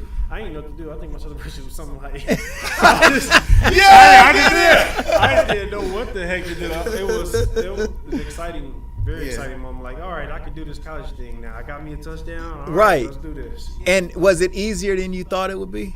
Not never easy. Yeah. I like that. I wouldn't say it I was like easy now, because like I said, my freshman year, I wanted to go home. So Yeah. to be able to fight through that and score a touchdown, it just made it that much better. Because I was And- like, dang, look back a couple weeks ago, I was ready to go home, and now I'm scoring touchdowns. All right. Another question that I asked some of our professionals that came in was, what's more exhilarating, to shut an away crowd up or to light your own home crowd on fire with a big play? Shut the away crowd up. That's Shut hard. the away crowd That's up. hard. That's hard. That's hard. Yes, sir. So D. during Foss said that Penn State. Sorry, Peanut. No. Devin Foster said Penn State got 100,000 Yeah. fans in Yeah, there. we played there doing a whiteout. It's crazy. That atmosphere is. With Joe Paterno in there. Yeah, did y'all ever see it on TV? Yeah. It's like, that's Yeah. the loudest, craziest. Woo. Yeah, that atmosphere. So, like, during your tenure, you know what I'm saying, you had 2-time second team All Big Ten, 2012, 2013. What was it like to, have those honors based off, like, literally, nigga, you didn't want to be there. Like, to have those honors. It was amazing because knowing that I was a hooper, I'm like, from coming this far from I'm on the hoop, like to being here and being All Big Ten, it was amazing. It just like the hard work paying off. It was that moment. Was it a little static between you seeing the hoopers like, man, I could probably take, like, I had one of y'all spots. I wanted to play, but I told my growing my freshman year, so I was gonna try out, but I'm glad I didn't. They had Ola Depot, Cody Zeller, like our basketball team was loaded. Static. It worked out how it was supposed to. For sure. So, now we're entering the realm of you entering the draft, right? What was the ultimate decision that made you enter the draft? For me, it was I had just came off a 1,000-yard year, and I had agents reaching out to me, and I was only a junior, so I'm like, I have a chance to make money now or stay another year. Possibly injured. Something can happen, and then I don't have this shot again. So that pretty much did it. When the agents start coming at me, I'm like, all right, I'm just gonna go for it. Like I said, everything I could go through my mom and family. So I talked to her, like, what do you think? Like, she Talk to Unc. Oh, got it, man. I talk to him about everything. Like, so try to talk to him, and it's like at the end of the day, it's on you. But like you only get this shot. Not everybody get this chance. So I'm like, all right, I'm gonna go for it. So Right. Coming out, I was projected, I think, 4th, 5th round. Kind of made me regret my decision. I'm like, 4th, 5th round? This gonna be terrible. But So how many rounds are in the draft? 7. 7? Okay. Mhm. So you predicted to go like right in the middle of the draft Yep. for the most part. Middle, end, this shit. Yeah. So let's talk about the NFL combine, right? Well, wait a minute. Did you actually got drafted? Well, wait. No. Can we go to the combine first? Oh, the combine is before the draft. Mhm. Okay, Yeah. okay. My fault, Yeah. Peanut. Perfect. Gotcha. Sorry about So, walk us through like your first initial feeling. Like, is this knot in your chest, knowing if I drop this ball, I drop in rank every time? I'm taking a point and do its research. that. Yeah. I broke my foot leading up to the combine, so I went to the combine. I got invited. I went. Hold on. Rewind one more time. What you just do? I'll take this point. Hey, When I you know broke my what, foot man, training- Cody? Wait a minute. No, you are literally a part of this show. From Yeah, here he is. forward. No. Like, He has prime real estate. like, bro, you like literally are an anchor on this program, Whenever and you wanna show you up. shall interview more people after today. With him right there, like, nah, can you mess Yeah, because he knows about the point taking system too good, man. Yes, sir. But I ain't broke my foot training for the combine, so I got the invite. And I was salty, like I was hurt. I'm like, dang, now I'm already projected 4th, 5th round. Yeah. And I might not even get drafted. Like, no, it's gonna happen at the worst time. So I went to the combine. I couldn't run and do all that stuff, so I did bench press. So I made it my goal. I'm gonna get the most reps. So I ended up having the most of the receivers with 23 in the combine. So I got. So how the hell did you get a 444 was a number you got for like a jump like you jumped? No, I went to the pro day came after that. Okay. So after the combine, I just did the bench, did that, and then we had a pro day. Everybody has a pro day. I did my pro day, and when I ran my foot was, I don't think I was a month or 2 out of surgery. Still had like a screw in my foot, and I run at 4.38. Yeah. And then I jumped, I did like I think a 38 and a half, something vertical, and when they saw that, like he did this on a broke foot, like, and he got then at this sash, I was 6'3", 220, something like that time. So it was like, I think that's what helped, to do that in my pro day and then film. Wow, man. So yeah, Bro, you're playing receiver. Mm-hmm. Okay. right. Nice. So like you end up going up. So for instance, so like they drafted 9 wide receivers before you, right? So like that to me is a stat, right? You were the top 10 wide receiver drafted in your draft, right? Damn. On draft night, what was it like for you? I mean, because like you got the first round, but you were drafted in the second round, but you're 54th overall. 56. Take 56. another point. I got you. Cody, you my brother. Look at my damn notes, Peanut. Look at your notes. 56. All right, you went to the Broncos. Goddamn it, second round. It's right on my damn notes. Easy. All right. So, what is draft night like for you? Ooh, it was crazy. I mean, before even the draft night, they only invited a certain amount of people to the green room. Right. So I was in New York. I got to do that because I ended up from 4th, 5th round. I was projected to go first. I'm like, how did this happen? Like crazy. So that experience, being able to just go to New York and do the festivities, the green room and stuff, was amazing. So I mean, that night I was nervous. I could barely sleep. I'm like, oh man, what's about to happen? Right. Where am I going? My life about to change forever. So that night was kind of just subtle, and everybody just looking at each other at the hotel. I had my family out there. We just like, oh man, what's gonna happen? I'm so nervous. I didn't want to talk to nobody. I'm like, let me just be to myself. Like, so we wake up for the draft day, and I want to ask you before you say that. Is there a part of you to feel like maybe you won't get drafted? nah. Because, I mean, I wouldn't have been in New York tonight to get drafted. I didn't think I wasn't going to get drafted. I didn't think I was going to go first round. No, I really didn't. I'm like, there's these guys. I'm like, the hype. You hear the hype. So I said, nah, this ain't about to happen. It'd be a blessing if it do. And that's what I was worried about. I'm like, man, I might stay another night here possibly. Like, that's what had me thinking, which happened. So we show up. You got to meet a lot of people. I got to meet Dion and stuff. In the green room, you meeting all the, the players in there. And it was a long night because you're sitting there watching everybody name called. And I'm last in the green room was like the last of us, so we got to go home, back to the hotel. I mean, because we got to come back the next day. I'm like, what was that feeling like? You didn't get called the first round. Well, what was that feeling it like? sucked because I'm like, man, I came out here for nothing. Like, I'm out here in New York and I'm expecting this, but it was humbling. It was like, it is what it is. At the end of the day, I'm happy to be here. Not everybody get this experience, so I made it to New York, the green room. Like, Is your agent there with you? yeah, everybody's there. And your agent is keeping you confident that this is going to definitely happen. He tried to, but I'm just I'm at that point, and I'm tired. Like, you there for hours. I don't think I know how long the draft is. You watch it on TV, but that first round is long, man. Breaks in between. You sitting there, just sitting at the table. I'm just looking. I think me and my mom started playing cards at one point. I'm like, it's so long. Number 3 of the draft. Like, man, what? So what is? But while you're waiting, is your agent working the phones? Is he calling? Does No, because at that point, the teams call you. Man, nothing you can really do but just wait for the phone to ring. right? But Leave had it you mercy. heard? So with Daquan, he told us that Isaiah Thomas had reached out to him and told him that if number one, that he's gonna definitely get drafted, Right. And I think that he said that If you fall to this Popovich certain number. had told him that if he's still available at a certain point, then the Spurs would take him. Mm-hmm. He loves Tim Duncan. He was like happy that he might get a chance to Right. play with Tim Duncan. So with you, had you heard that anybody might pick you up? Yeah, I think at that time it was Philly. It was Philly that had said, like, if you get here, blah, blah, but it didn't happen. So Did they pick? And Yeah, they picked, who was it? Who did they take? so you What thought did they Philadelphia was gonna call your I thought name, but Philly they was didn't. Yeah, they didn't. So I'm like, all right. You like, oh my Damn. god. So Yeah. it's just a wait. Now game free at that falling point. at that point. Yeah, exactly. So it's like, all right, cool. Wherever I end up, I end up. But you did end up getting predicted to go. So we went from maybe 4th or 5th round, but something happened where they said you might go 1st round, and that was after your pro day and your combine. You did so well.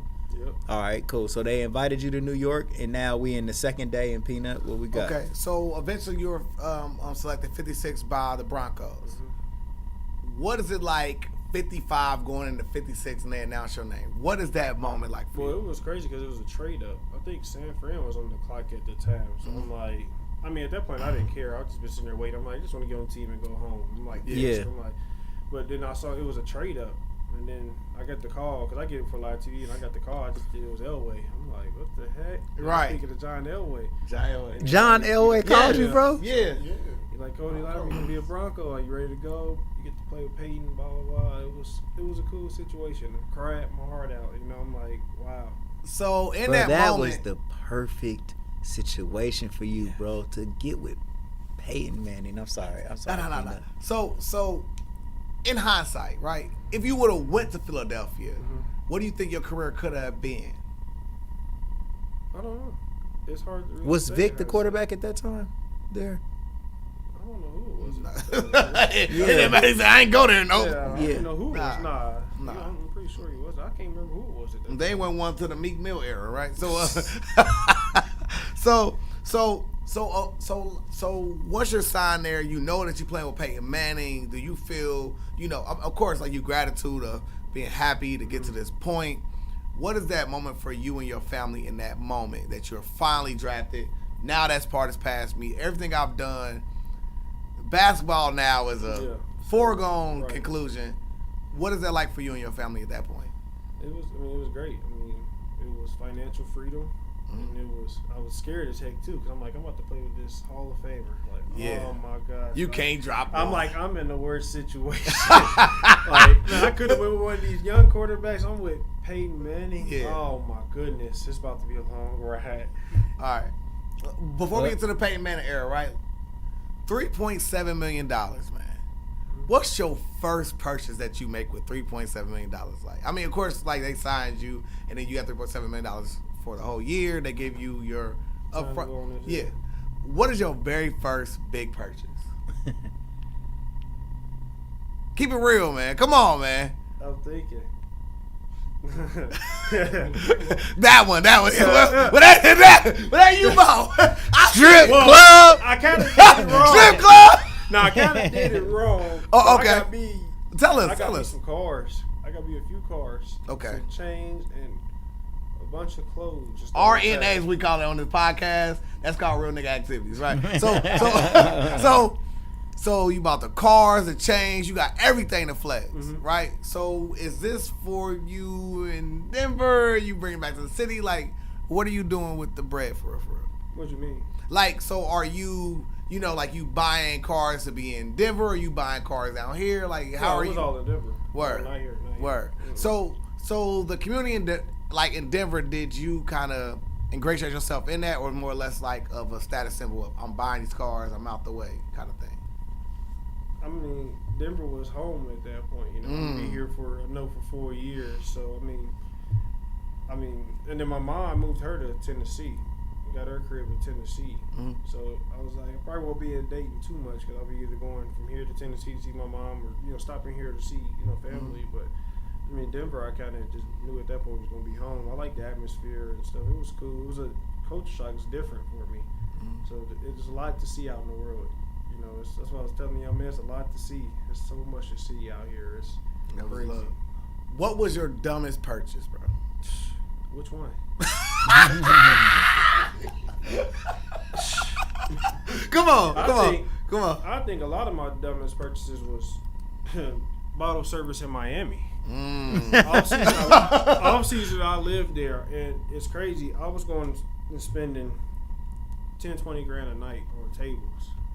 And that's probably the dumbest thing. Like, I don't regret nothing. I lived my best life. I did everything I wanted to do. I don't regret it, but that was some dumb stuff. I'm like, dang, I could have just bought some bottles from the liquor store and did my thing. Then went there. That's date right there. That's date in them. It was definitely spending. Miami got a lot of my money for sure. For sure.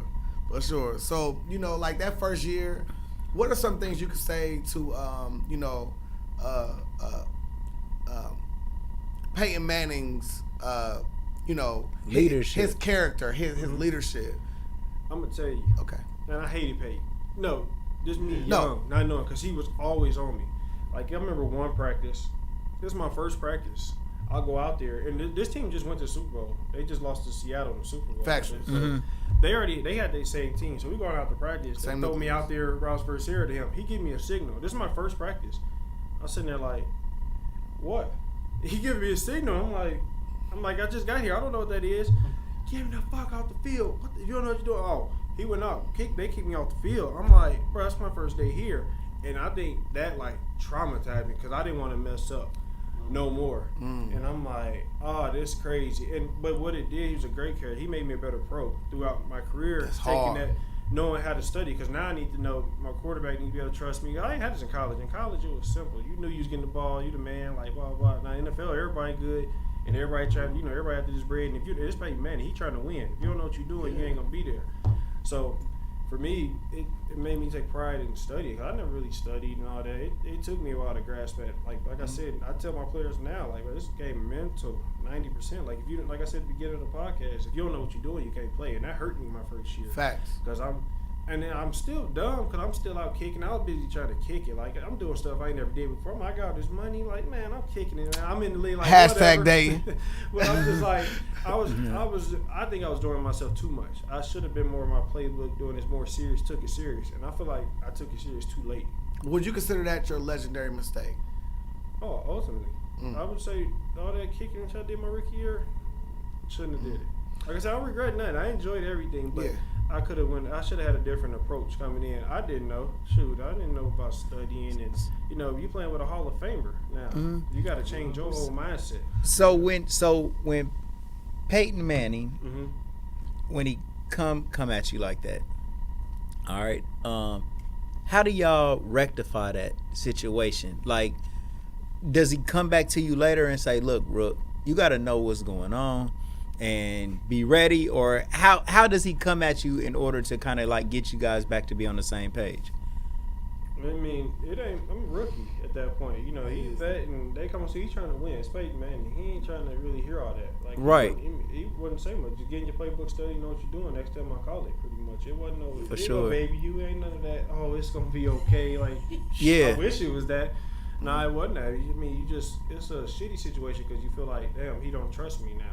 And if he don't trust you, you can't play. And then what did that make you do though? Did you actually go get in the playbook so next time he give you the signal, what's up? I think I overdid it. I tried to do so much studying and trying to try to grasp everything in one thing. At one moment, it confused me too much. I overdid it to the point I was out there just lost. Right. I'm trying not to mess up. I'm nervous now because I'm like, this man looking at me sideways. So, and So it kind of messed me up until I got wise. I got older. Like I said, I was a rookie and I didn't care. I was living my best life. I'm like, whatever. I got money. I ain't worried about playing. But it was stupid. Like I should have. I don't know. I guess I'll tell my younger self, like, you should have came in with the right approach to lock in, to study, to know your stuff. Like, it ain't easy because people think once you made it, you made it. You know, it only gets harder. When you get to the league, it's even harder. Like, off-road was fun. You got to do all your things, but now this a different mentality. Like, this is money involved, millions of dollars involved. Like, they're not about to play with you. Right. Hell nah. So, like, during this season, you know what I'm saying, you're there with Wes Welker, who had the PED suspension. And it was for what? You remember it was like some... Yeah, it was performance-enhancing drugs, but it really wasn't. It's more or less like it was like some type of ailment he used to treat it. So you kind of move up in the depth chart, right? And then you also had Jordan Norwood, who had the ACL injury. Right. So you moved up further in the depth chart. Is that a bittersweet kind of move, knowing like during that time you're having that time where you're really trying to find yourself? But was it like, you know, more or less like, I'm going to get a chance to play finally? It was more pressure because I wasn't ready. I'm like, man, I still ain't ready. I'm all discombobulated at this point. Like, man, I don't want him to yell at me more. I ain't trying to kick out the field no more. Like, my nerves are bad. Actually, I'm like, I was actually salty. Like, God, man, now I got to try to step in, and he already don't trust me. And look, so, it messed me up. I was salty it happened. I'm like, now I'm trying to get rushed in and play. I'm already nervous because I done messed up this one time, and he don't trust me, and I'm still not ready. So I just wasn't ready, wasn't prepared. That's how I feel when I mess in front of SMED all the time. But did you do anything good though? Like, tell me something that you actually gained confidence from that rookie year where you was like, week 10, it's a possibility I could be okay. I would say special teams. That became like my thing. I loved it. Like making big plays and kick return and all that. That gave me confidence to play in the league. Cause I'm like making big plays and tackles. Like I made a tackle for us to go to Super Bowl's playoff game. I had made a fumble. I think it's Patriots. Made a fumble. That was the game we wanted to go to the Super Bowl. Like, what happened, Cody? Tell me. Come on, let's get. Wait. We're gonna get there. Okay. But yeah, I think I'm jumping too far. But I think, to sum it up, special teams is what gave me that real confidence. Yeah. So like your first catch versus Oakland, it's week 10, right? You finally get the first catch. Walk us through you've had the battle to get up there. Like you literally was on a depth chart and you worked your way into the starting lineup. Your first start, you get a catch, right? What is that like to finally get a catch in the you got it, boom, they put you there, boom. I feel like that's your you made it moment. You know, everybody cheering and stuff, and it's like finally I get to catch a touchdown. I mean, that's what you grew up wanting to do. That's why you work this hard to be able to score touchdowns, be able to make a play in the NFL game. So it was like after all this adversity I faced, like, all right. Was you at home? Was we playing at home or on the road that versus day? Oakland, I don't know. I'm pretty sure we were in Oakland. In Oakland? I think we were. And that's a divisional game too, right? It's a divisional game. For sure. But it was rejuvenating. It kind of gave me hope. Yeah. There we go. That's what I was asking. So, kind of, you know. Come on, Smith, bro. Yeah. I'm kind of good at this, man. Like, you know what I mean? You know, you adjusting from college to this point, like you already said that, like from like adjust to the pro game and the playbook was something you kind of struggled with early on. What? Right. To finally get a catch, a touchdown. Did it kind of reinvigorate you to kind of be like, okay, bam, I'm taking it serious? Because I mean, like you living your best life. You out there, like, what was that like to finally be like, okay, boom, I'm here, I've arrived? You know, I kind of at that moment, I think it still did hit me. It really didn't hit me till my third season when I had that moment, like I arrived. Honestly, it was like my third year, kind of. That's when I had one of my best seasons. And I'm like, and it. I don't know, I guess it just took me a while to catch on to after being that trauma I had with Peyton. I'm like, man, this ain't gonna go right. I'm like, man, I want to get traded something because this ain't it, you know, for real. But yeah, after we won that Super Bowl year was my second year. I'm gonna say again, week 10 is your number. Like 10 is your number because like week 10 you got your season high of 3 catches in the same game, right? So this was the catalyst that propelled you into, you finally end up winning a Super Bowl. What was that like for you, your family, the community? Like, what was that like for you to finally win a championship? I mean, it's the biggest stage. It's Super Bowl. Like, it's no words really for it. It really isn't. I can't. I don't know how they explain it. So you just have to be there, with the Super Bowl game. Mm-hmm. So this is your second season. Mm-hmm. Had you found your footing a little bit better by this time? Oh, yeah, at that point, yeah, because I was already on special teams. Like, I solidified myself, so I knew I wasn't going nowhere for a while. I'm like, so did you did special teams in the Super Bowl? Yeah. So you played in the Super Bowl. Yeah. It took part. No, well, hold on. No. I mean, my point is, man, that's great, bro. Absolutely. That's my point. Like, Yeah, 'cause PK Sam's you wasn't just a part of won the a team championship. at this point. PK Sam's won a You contributed to the victory. Oh yeah, you getting there too. I mean, like I said, it was one of my better seasons. It was fun. Man, that is so cool, bro. And you came in here with us. Oh, this guy here. You sure you sure that you wanted to come here with? So, Von Miller got the MVP that year. Yeah. How big was Von Miller for y'all team? What kind of person is he? Ty Sellers in here. That's my cousin. What up, Ty? Whoa, yo, Said cuz making me cry Oh, and that's laugh. He's silly. Both But of now them. Von Miller was BOFFUM. Von was one of my favorite teammates. Von. I mean, he was so fun and for everyone. Like Von he was himself. Like he was like the most open person. Like always inviting people over. Like always spoke to everyone. I mean, he was the big dog. I mean, Super MVP Von Miller. Like he run. Yeah. He run Colorado. For him to associate himself with all, like, because you get teammates that don't associate with you. In the league, you got some players that just feel like they're bigger than others. He never had that, and to see that humble role in him, like, and he was just free. I mean, Humility. always dancing around the locker room, having a good time, just like Odell. Like them guys, man, were amazing spirits to be around for sure. We're gonna talk about that now. We're about to go into the New York Giants era, right? Right. Shout out to you feel me, the G man. You feel me, like Shout out to feel Nashawn me? Goddard, man. For sure. Big time Giant Super Bowl champ, man. For sure, man. And South shout out to my bro Carolina Rodney. champion, man. Shout out to my boy Rodney from NY. Man, shout out to Andy and Peerless who played with Peyton Manning at Tennessee, man. For sure. And, For sure. Shout out Oh, my they man didn't Mitch. win the Mitch national Mitch, championship nah, they won with Frazier though. I think that they ain't winning with P. Yeah, they didn't win it with Take a P. point from him. No, I said they did I not. think you. I was right. Yeah, you was right. He. Come here. Give me. Come here. Take the little punk ass point. Take this point. You might be out of him today. You might be out. All right. Let's go. So 2018, you go to the New York Giants. What's it like to be unrooted, to have to move after you already won a championship? Did your agent kind of like put you on, let you know that it was possible? What is the circumstances? Yeah. Now the free agency is the fun period. I mean, you getting a bunch of teams that you hear about, or they like you, or you get to hear different numbers at that point. That's when they want to pay you this, or they like you and they want to pay you this, etc. So that was a fun time. But New York, I was like, dang, it's the big city. I ain't never really been there except when I was drafted. I'm like, but Odell there. I'm like, dang, man, he got all the shine. Like, oh my goodness, what's this about to be like? But it was life changing. It was something. It was easy to up and leave. Honestly, it was new beginnings. I would say, because Denver, I kind of was over it. I'm like, I'm drafted here. I've been here 4 years. It's like, all right, it's time to start something new. Let's go to the big city. And I get to play with Odell. I mean, at that time, he was one of the hottest players to play right there. So it was like. Was Peyton gone when you left? Oh he left. So after the Super Bowl. He left. Oh, he left after the. Yeah. Did he win? One. Oh, he won one there and then one in Indy. Yep. Okay, all right. But I think the most exciting part doing that was being able to go from Peyton. I get to play both Mannings. That's hard. So it's like now I play with Ben. Many people could say that. I was like, damn, That is really cool, bro. You did do that. How was Eli from Peyton?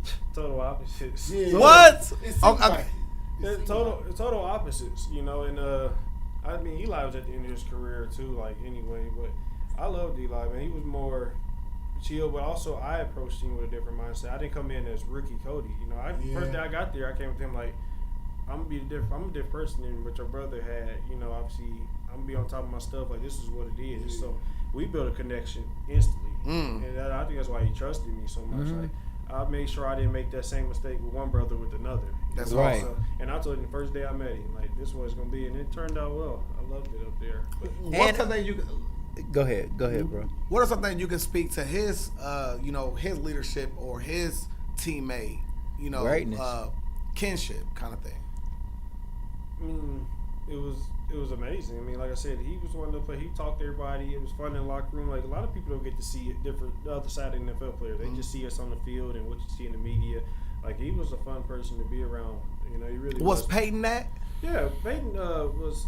He had corny joke stuff, but he tried to be funny and stuff. But he didn't really. I wouldn't say he didn't really get all of us together too much like Eli did. Eli you kinda. know, like, he was more of a.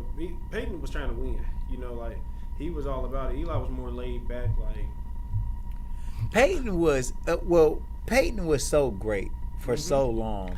He be my And favorite quarterback so many times. He was, but I think like sometimes you do get caught up in legacy, and Peyton Manning had his legacy always kind of in mind when you have an opportunity to be the GOAT. Like, Peyton Manning, damn near is a GOAT. He is definitely a GOAT in his own way. Agreed. So he may have been so focused and driven to just achieve that ultimate GOAT status. He really didn't have that time to just mess around. Yeah.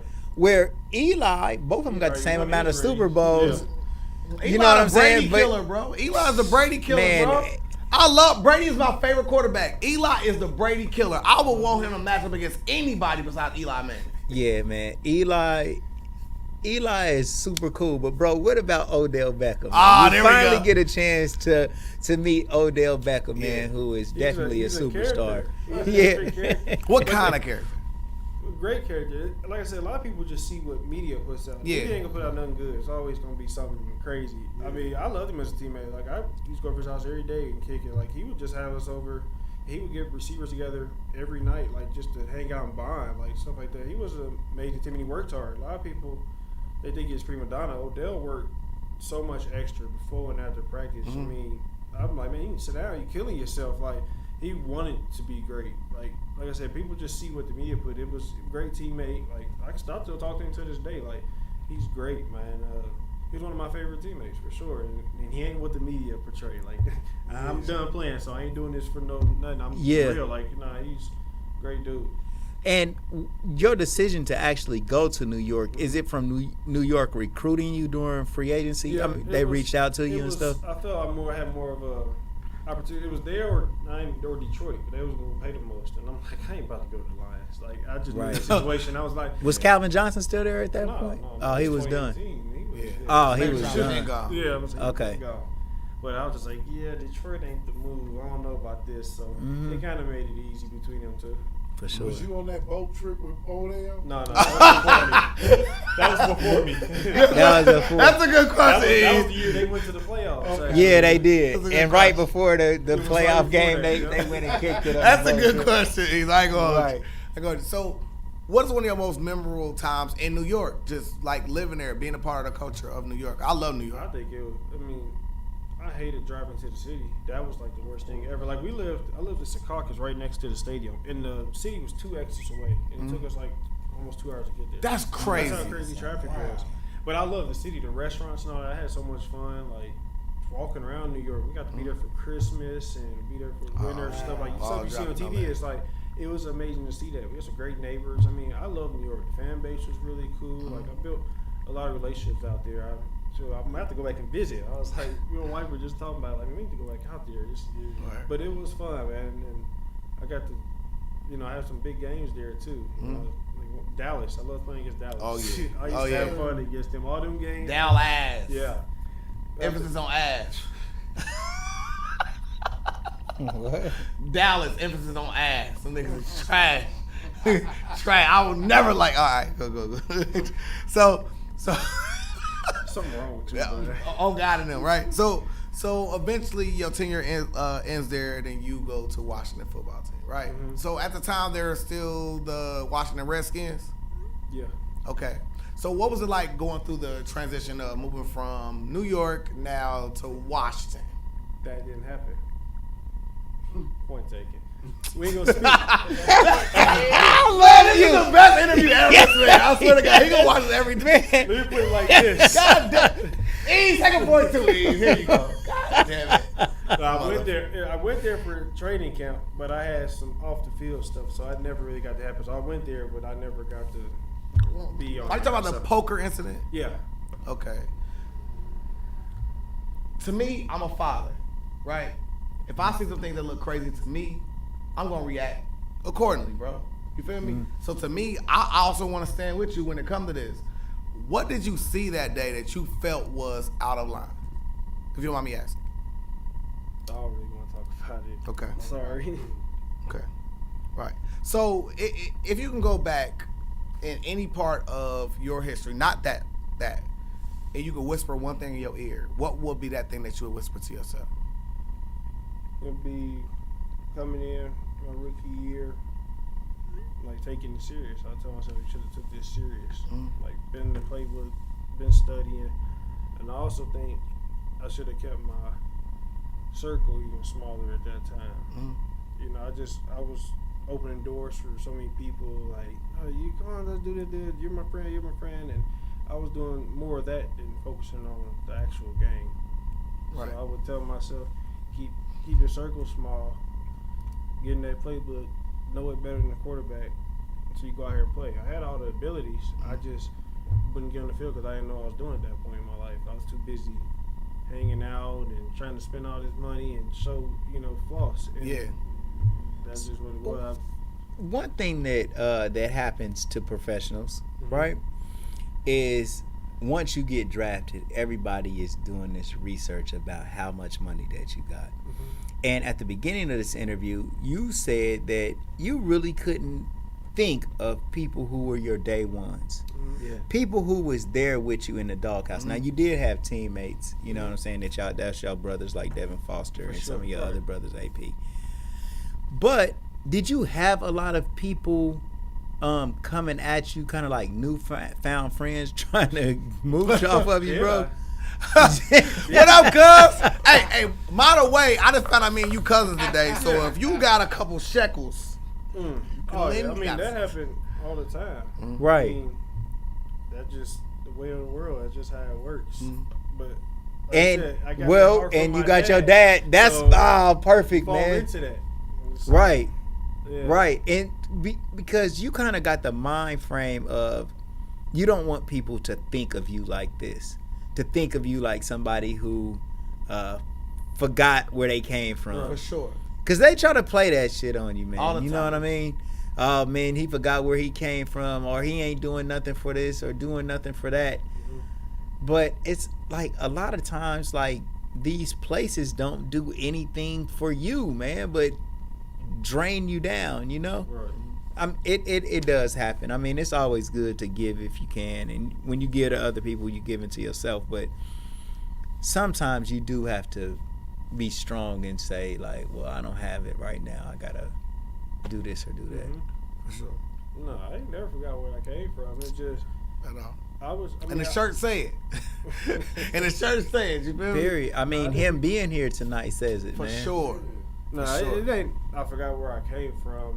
It just once my mom was gone. I didn't really associate myself with nobody. It's like I had my small circle and my uncle. That's my best friend too. Like I see my uncle. It's like, I mean, what else am I really supposed to be doing? Like kick it with everybody, etc. I don't really know. I don't really, like I said, I don't get into that. It's like people say what they want. At the end of the day, Right. people know me, know my heart, and it's like. For sure. Keep moving. Word. I got a family, take care of kids. I can't worry about what other people saying or thinking. Honestly, Exactly. So like, what were the roads that led to Flight Academy? it was crazy. I was sitting there because I wasn't playing no more. So I'm like, it was me. I've always wanted to. I mean, I ain't using knowledge, so why not pass it? And never thought I'd get into coaching. I'm like, man, I ain't trying to do this. But I saw Chris. I kept seeing posts about something about to happen, prep school. So I reached out. And when I'm like. They said they were hiring for coaches. I'm like, I reached out to Chris, like, man, you need a receiver coach, blah, blah, blah. He's like, man, that'd be great. But But I'm like, hey, I might take you up on an offer. It took me a while to say yeah, because I got to run this by the wife, by mama at home. Yeah. I'm like, because she like, are you going to up and just leave me and the kids? So it was a fight. Ooh, it was a struggle to get here. It really was. I'm like, but, you know, it's from my heart. So I want to do. I want to give back. I want to be able to teach these cats because, you know, a lot of our guys come, you know, from the Dunbar and stuff. And I'm like, I could teach them not only football, but how to be a man, how to get through this grind. Like, I've been at every level. You know, I know what it takes. I know how to not mess up now. I didn't learn. I mean, I learned, but I didn't know at the time. I didn't have nobody tell me, hey, don't do this or don't do this or do this or this what you should be doing. So it's my way of giving back. Mm-hmm. You know, Definitely. and people say, you know, just say you forgot, but I'm giving back. I'm here now. You know, I'm like, I'm bringing the youth up. You know, I'm showing you, making sure other guys make it. That's For my sure. goal.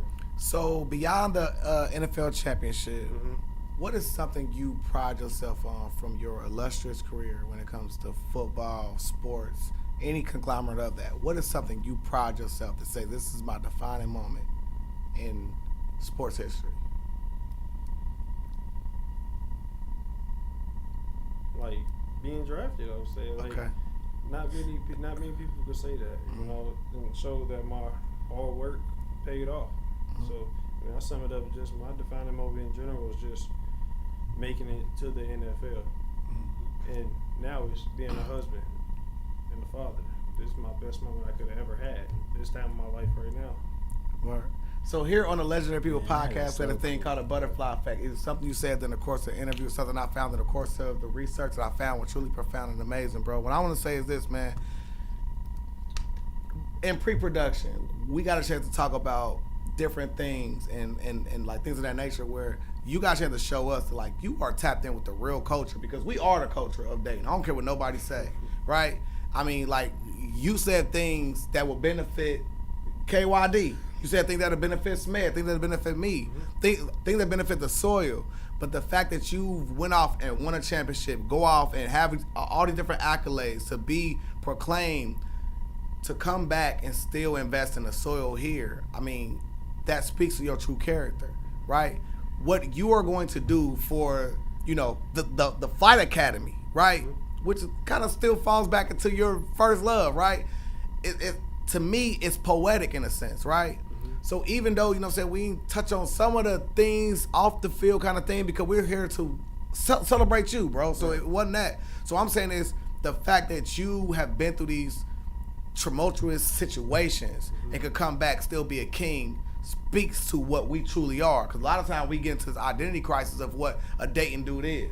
A Dayton dude's right here in this room. Everybody in this room is kings. You are exactly that. So I'm going to say, bro, you are unequivocally a legend, bro. Hall of Fame legend right here in Dayton, Ohio. You feel me? So I appreciate you, bro. Appreciate you. Truly appreciate you. Yes, sir. Thank you. Thank you.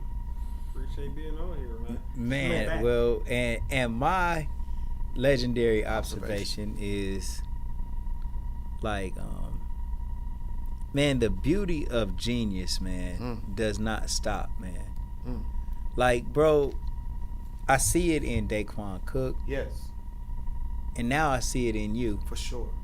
that you never are putting yourself above anybody. Like, you said you didn't realize that you could even go to the league until you was already 2 years into college. That's hard.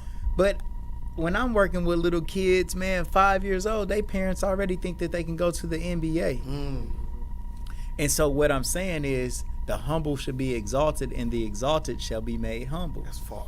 And as you humbled yourself all the while, man, you were steadily just becoming exalted, man. And your pops right there with you through Yeah. the whole Yes. process. Yes. Unseen but working And miracles and angels and just the proper thing. I don't know what Peanut said earlier, but he said you had some type of time or something of 444. I don't Yep. know if I was Yeah. 438, right? But the number 444 did get mentioned on this Yeah. podcast today, It was. and that is definitely a number of just good stuff of when your people is around you that passed away, and they here to make sure that you're straight and that you're actually on the right track, bro. You know what I'm saying? And I see that in you, bro. You know what I mean? like you said, when you look at football players, you start to think of them on some type of God level almost, man. Right. You know what I'm saying? They're on television, they well paid, and they seemingly have a great life. But what you do is, man, you come in and then you show us that it's you just humanize it all. Mm-hmm.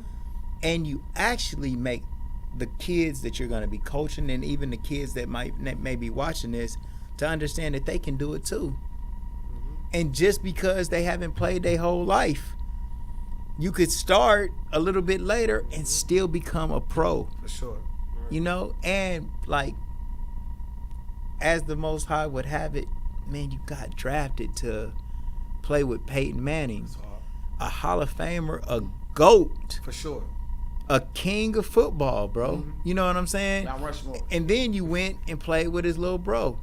You know what I'm saying? Like, and one thing that I was gonna say earlier in the podcast is that Peyton probably went and told Eli every good thing about you and how he could utilize you and use you and get the best out of you, man. To make Eli become excited about this. And I'm gonna tell you something else. Peyton Manning wanted you to be a Bronco. That's why you was there, bro. They ran it by Peyton Manning to see who he might want. He picked a receiver. You're not getting drafted as a receiver to play with Peyton Manning without Peyton Manning specifically picking you. Real shit. And like you told me about Peanut, like I can't give you too many compliments because if I do, you'll think that you already made it and you won't continue to work hard. And that's the same shit that Peyton was looking for in you, bro. That's hard. That's knew that you had greatness in you. Dude, you are great. For sure.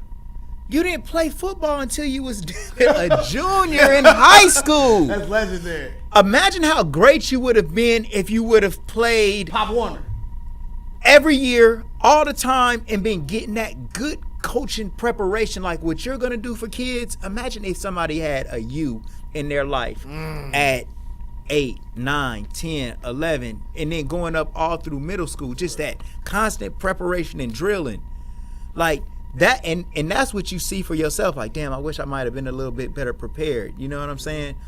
But believe me, for you to go from a junior in high school to go to a Big Ten college and then go early second round. Yeah. We teetering on the first round for sure. To the NFL and handpicked by Peyton Manning. That's hard. Bruh, you want some flowers? I'm giving them motherfuckers to you. That's hard. You a great man. You a pro. You a champion. You a champion. And you a GOAT. For sure. They can go for like, sure. Hey, man, like the city, we need to talk about. Kerry Ivey called me the other day and said, SMED, they niggas don't respect you enough. He said, bro, more motherfuckers should be watching your show. More people should be tapping in with you. He said, man, you ain't getting the respect that you deserve. And he said, I ain't saying nothing bad about you, but he just trying to tell me I passed that on to you, bro. Like, you're a champion. And a hand-picked champion by one of the GOATs in the NFL, bro. We all admire Peyton Manning. His decision-making, his preparation. They talk about how Peyton Manning was the damn it only quarterback that damn near became the offensive coordinator of calling his own plays and checking out of plays. Man, wait. What does Omaha mean? Right now, like, Peyton Manning. He sounded that quick. Hey, now I'm just saying. I'm saying Peyton Manning picked you, bro. And I think that even bigger than being drafted, who drafted you is huge. For sure. So, flowers, bro. For sure. Bunch of them motherfuckers, man. And one step forward, too, is for you to be in free agency, to be out there. You think they ain't talked to Eli about who they want to go get? Eli, Peyton told Eli, go get motherfucking Cody. Go get him. He called Eli and said, Cody is a free agent. Go get him. Yes. And I want to clarify to get my little points back, right? His 40-yard dash was 4:44 seconds. Where you see that at? Right. No, it was a 4.38. His 40-yard dash was 4.44 seconds. Listen, even If you wrong, if I'm wrong, no. even if it's wrong, it's nothing but your family in here checking in. 4.38. Told you. Might be. But all I'm saying is 444 had Give you another one. Give you another one. Oh, that's hard. Yeah. Even faster than that, my We bad. got a comment for you too, bro. It says, I remember you coming into the shop after your dad passed. It was heartbreaking to see your face trying to keep your composure as a kid. That's Rhonda Easley. Rhonda. Yeah, Ah, he Rhonda. cut my hair. That's Rhonda. But Salute to the that coin. only reason that this number 444 is appearing is for your pops. Did your mom pass? Grandma. Oh, your mom didn't. Okay, so just Dad your and pops grandma died alone. from cancer. Okay, dad and grandmother, both instrumental figures for you that you really care about. And with your pops, like just to go back a little bit, like the love that you had for your pops and seeing him pass away, like really was traumatizing. I'll tell him 444 in your life. Your pops is pulling up on us tonight. No disrespect to say, son, I'm with you. That's this number 444 that I keep talking about, Angel bro, number. is something that I kept seeing it so much, man, that I wanted to understand what the heck is 444, right? I mean, bro, no matter what time I looked at my watch, it was always 444, 444, this and that, right? I'll tell you my 444 story, and then we'll get out of here. So, my grandfather played the numbers. All right, I kept seeing 444 so much, I looked it up and said, damn, what does this mean? It means that the angels are with you, telling you that you're doing all right. All right, so I said, damn, the angels is with me. So I'm doing memorial t-shirts. My mom passed away when I was 11. My dad died a month later when I was 11. And through my whole life, I've always believed that the Most High was my father and he was going to take care of me because of all this traumatic shit that I went through. 444 is always around me. So I asked my grandfather who plays the numbers, right? I said, you ever play 444? He said, man, that's my license plate number, right? I said, damn, that's your license plate number? I was blown away because I love 444. I've adopted this as my Jay-Z album. My phone number is 937-603-4494. 444. My store, 4405. This store, 4301. 4 plus 3 plus 1 is 44. 44 is always fucking with me, right? So check this out. My grandfather went to hospice, okay? He was about to die, but he kept saying, I want to go home. I want to go home. I want to go home. So my grandfather left from hospice and went home.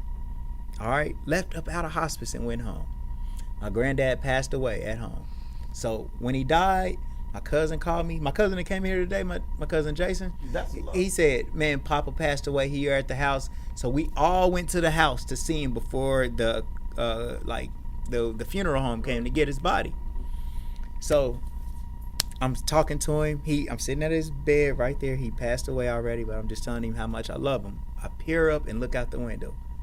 His car is sitting right there. And what you see on the license plate? Seen the license plate that said 444. Right. Bro, I'm about to cry right now just talking about this. Bro, that moment was just like, Yeah. It was like my grandfather was there talking to me right now saying 444, I'm with you, grandson. Man, bro, that was hard as fuck. Yeah. Like, I swear, I mean, So I really am kind of choked up. I felt that when I seen it before, I was like, I should bring it up. And what I'm saying, like here tonight, when Peanut is even saying this number wrongly, it's only to communicate the higher message in the bigger picture that it's man, like Pops in the building, bro. Come on. Give a play to Peanut! Yeah! Peanut! Yes! Oh. Touchdown! Touchdown! Touchdown! Hey, Cody, what's your first touchdown celebration? Hey! Oh man, I love it, bro. The greatest podcast ever, bro. Best podcast we done. For sure, man. That's sweet. All right, can we go out of here? But let me. That was my legendary observation. For sure. But Cody, I want you to take us out with some words of wisdom. For sure. King. For me, Yeah. I'm gonna talk to the youngest, man. There we go. Yes, sir. Man, if I can make it, anybody can. That's what I'm gonna say. It just takes hard work and find your goal. Find a goal. Find your why. Everybody in life, find your why. It's hard to wake up and go work 9 to 5, do this. A lot of days, a lot of people don't feel like getting up. Right. But find that why. If it's your kids, if you want to do it for this, I always wake up every day and talk to myself. It's a mental thing. I'm gonna wake up today, gonna be a great day. Somebody, first person that asks me how I'm doing today, great. Never bring that negative energy into the earth. Never. If you wake up and tell yourself, how I feel shit, it's gonna be a terrible day. Or somebody asks you, how your day? Terrible. That's what's gonna happen. Right. Yeah.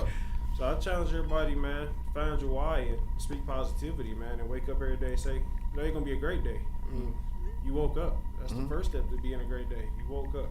For sure. I mean, love each other, man. It's a crazy world we live in here. You know, as much as I hate it for my kids growing up, I'm like, man, it's gonna suck for them. But it's a lot of positivity out here. Yes, a lot of it good is. people out here. One thing I want to add to that is, man, I want you to talk to Bruce, man, because you said some great things about Bruce off camera. I want him to not miss this point, bro, because you had some great words that you want to help share to him. Man, I love you, Bruce. I love the whole situation. Big dog, king status, man. I love what he did, putting on for the city, like having this spot for people to go to, etc., and live a life, man. I was telling Bruce, I'm like, you're going to have your next run. It's going to happen again. It's going to be even bigger blessing this time around. You know? Yeah. But this time, I just make sure you learn from what you did last time and don't do that same mistake like I had in my football situation. You know, I told myself I ain't going to do what I did with Eli, what I did with Peyton. I'm coming in with a different mindset. Everything going to change, and to stay humble. And, man, everybody know you're king. As long as you know you're king, you ain't got to tell everybody. Right. We know you king, man. Yeah. For real. So apply pressure. And this time, keep it low key, keep it chill, and watch everything grow. Now, Bruce, you listen to that nigga. It's your own goddamn fault. Man, pay some bills, man. Hey, man, Sheiks for breakfast, Agnes All Love you, Natural bro. Grill for lunch. If you ever injured, call Michael Wright.